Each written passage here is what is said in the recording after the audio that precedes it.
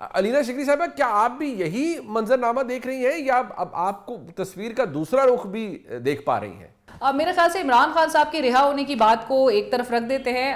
Party سے minus ہونا اگر اتنا ہی آسان ہوتا تو ہمیشہ یہ 3 سال کے اندر ہوتا ہوا دکھائی بھی دے دیتا. بہت کچھ حربے ہتھ کنڈے اور بہت ایسے میجرز لیے گئے کوئرسو ٹیکٹکس کے ذریعے ان کی پارٹی کو کرش کرنے کی بھرپور کوششیں. پچھلے سال کے آخر دن تک ہم نے یہی کچھ دیکھا، لیکن باوجود اس کے وہ پارٹی اپنی جگہ انٹیکٹ ہے. نہ صرف وہ پارٹی انٹیکٹ ہے، عمران خان صاحب خود بھی جیل سے بیٹھ کے وہ تمام تر پارٹی کے فیصلے وہ خود کر رہے ہیں.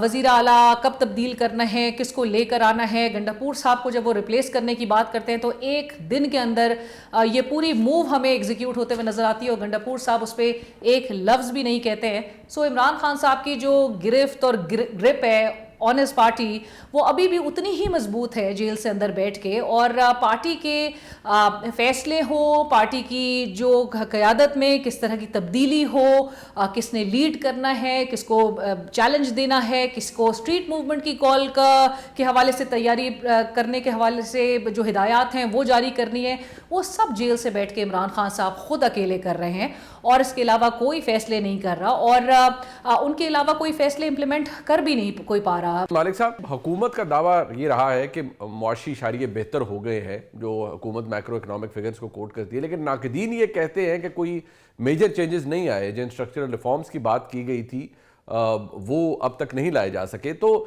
سوال یہ ہے کہ کیا حکومت کا دعویٰ درست ہے یا ناقدین درست کہہ رہے ہیں؟ نہیں I think critics are right. دیکھیں میگا انڈیکیٹرز تو ٹھیک ہے، اسٹیبلائزیشن تو منیب ہوئی ہے، اس میں کوئی شک نہیں ہے، لیکن اس کے بہت فیکٹرز ہیں. اب آپ دیکھیں اس میں رول اوورز ہیں، جو فورن لینڈنگ ہے، چائنا، سعودی عربیہ، دوسرے ان کے رول اوورز ہیں. آپ کی ایکسپیٹ انکم بڑی ہے، آپ کی گروتھ کہاں پہ ہے، آپ کی امپلائمنٹ کہاں پہ ہے. جو انہوں نے فگرز دیے تھے لیبر سروے کے، وہ فگرز بھی ڈاکٹرڈ فگرز تھے. یہ بتا رہے ان امپلائمنٹ 7.2 ہے، وہ 25-26% ہے. انفلیشن بھی کویسچنیبل ہے. اکانومی عام آدمی کے پوائنٹ آف ویو سے بالکل اسٹیگنٹ ہے، بلکہ آن اے ڈاؤن ورڈ سلوپ ہے، تو وہ اچھی خبریں نہیں ہیں. حامد صاحب، آپ کیسے دیکھتے ہیں اس پورے معاملے کو؟ یہ کہنا تو بہت مشکل ہے کہ معیشت میں کوئی بہتری نہیں آئی.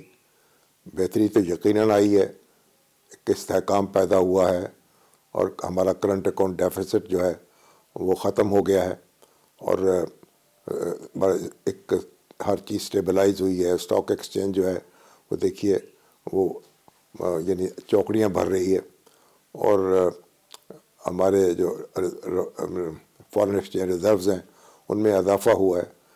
لیکن یہ کہنا کہ ہر چیز درست ہو گئی ہے یہ بھی غلط ہوگا. تو بہت سی چیزیں درست ہونی اور بہت سے کام کرنے ہیں اور کمر ہمت باندھ کر آگے بڑھنا ہے. تو اگر اسی رفتار سے ہم نے اپنا سفر جاری رکھا تو پھر ہماری مشکلات میں کمی واقع ہو سکتی ہے.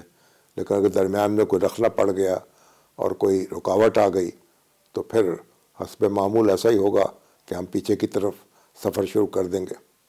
اسارانہ صاحب، اتفاق رائے ہوگا آپ کا بھی یہی اوپینین ہے یا مختلف ہے اس سے؟ یہ جو معیشت کی بہتری کے دعوے ہیں اس پہ میں کچھ آپ کو عرض کرنا چاہ رہا ہوں کہ پاکستان میں جو 2.62 کروڑ کے قریب بچے اسکول سے باہر ہیں. شرح خواندگی ہماری 60% ہے. یہ بھی سارا کچھ ملا ملو کے پھر پاکستان ڈیفالٹ رسک میں کمی کے لحاظ سے دوسرے نمبر پہ، یعنی ہم ہیں ابھی لائن کے اندر ہی.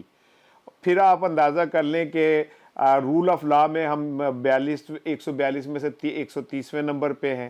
آزادی اظہار رائے میں 180 میں سے 152 پہ. تو یہ آپ پھر وہ ہمارے برین ڈرین آپ دیکھ لیں کہ کس حوالے کتنا بڑھ گیا ہے.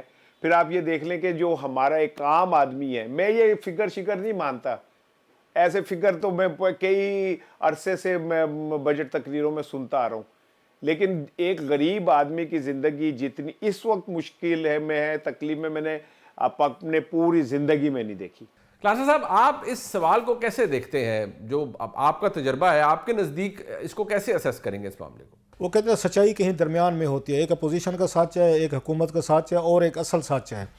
تو اصل سچ تو یہ ہے کہ ان کی ریمیٹنسز بہتر ہوئی ہیں، اس میں کوئی شک نہیں. ایکسپورٹ کا وہ کہتے ہیں کہ وہ بھی پہلے سے انڈیکیٹرز ان کو بہتر ہیں. میں سمجھتا ہوں سب سے بڑی ایک کامیابی ہے، اس کو آپ مصنوعی کہیں، اس کو آپ جو بھی کہیں، کہ وہ ڈالر کو انہوں نے ایک جگہ پہ قائم رکھا ہے, 280-81 روپے پہ رہا ہے. اس سے بڑا فرق پڑتا ہے ڈالر کی, کیونکہ ڈالر جو ہے آپ کی اس وقت ساری اکانومی جو ہے وہ ڈالرائزیشن ہو چکی ہے, پیٹرول, آئل, آپ کے امپورٹ. لہذا جب آپ اس کو روکتے ہیں پیسے کو اس کے اگینسٹ ڈالر کے, تو وہ پھر مہنگائی کہیں نہ کہیں پہ بریک اس کو لگتی ہوتی ہے. اگرچہ لوگوں کی تو کبھی بھی جب ڈالر 110 روپے پہ تھا تو بھی لوگ اس وقت مہنگائی کا رونا روتے تھے, 150 پہ, 180 پہ, 200, 300, پھر 280. مطلب ہم لوگ تو کبھی مطمئن نہیں ہوتے کیونکہ ہمیں تو یا منیمم چیزوں پہ چاہیے ہوتے. سو انڈیکیٹرز جو ہیں وہ حکومت تو یہی کلیم کرتے ہیں کہ اسٹیبلٹی مطلب آئی ہے, ان کا خیال ہے. اپوزیشن نہیں مانتی, وہی والی بات ہے, فیک ہے.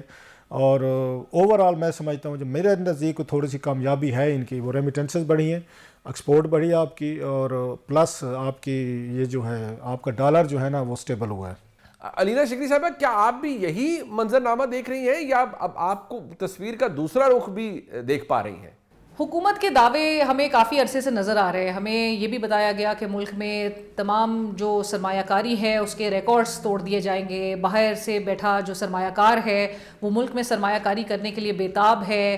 عوام کے لیے ہم ریلیف دینے کے لیے 2022 میں ہم نے جس طرح سے دیکھا تھا وہ مہنگائی مارچ کیا گیا تھا, اس وقت کی اپوزیشن جو کہ آج کے ہمارے حکمران ہیں, بہت دعوے کیے گئے. لیکن ان 3 سالوں میں کیونکہ کلیکٹیولی تو ان کے پی ڈی ایم کا پہلا دور اور پی ڈی ایم کا اب یہ دوسرا دور ہے, اس میں عوام کے لیے اگر واقعی میں ہمیں معیشت بہتر ہوتی ہوئی دکھائی دیتی تو اس کے ثمرات عوام تک پہنچتے ہوئے بھی دکھائی دیتے.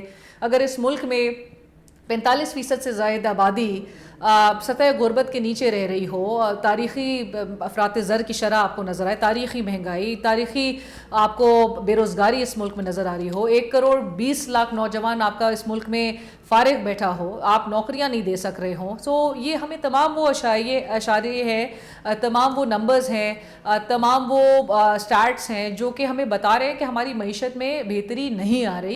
محمد مالک صاحب, عمران خان صاحب کے حوالے سے سوال یہ ہے کہ سال 2026 کے اندر وہ رہا ہو پائیں گے یا پاکستان تحریک انصاف سے انہیں ایفیکٹولی مائنس کر دیا جائے گا؟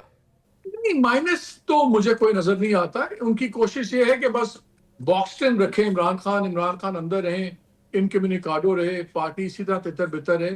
لیکن مائنس کا تو تجربہ کر لیا تھا نا, جب آپ نے جہانگیر ترین کو اور دوسروں کو بنا کے پارٹی بنائی تو نظر آ گیا کہ اس سے بڑا لیڈر تو کوئی نہیں ہے ان کے پاس اس وقت. کیونکہ جہانگیر ترین نہیں بک سکے تو اور کسی کو کیا بیچیں گے آپ. یہ تو کلیئر ہے کہ P T I is Imran Khan is P T I. تو جہاں تک ان کی سپورٹ ہے, ووٹر سپورٹ, وہ انٹیکٹ ہے. ایجوکیشنل ان کا مسئلہ نہیں ہے, اس لیے کسی کو فکر نہیں ہے. انٹرنیشنل پریشر کوئی نہیں ہے, ڈومیسٹک پریشر کوئی نہیں ہے.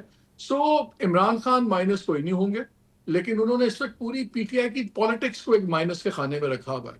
اور یہ اس میں مجھے بھی تبدیلی نظر نہیں آ رہی. پی ٹی آئی کی پالیٹکس کے جو پولیٹیکل بڑے نام ہیں وہ ارریلیونٹ خود خان صاحب نے کیے میں.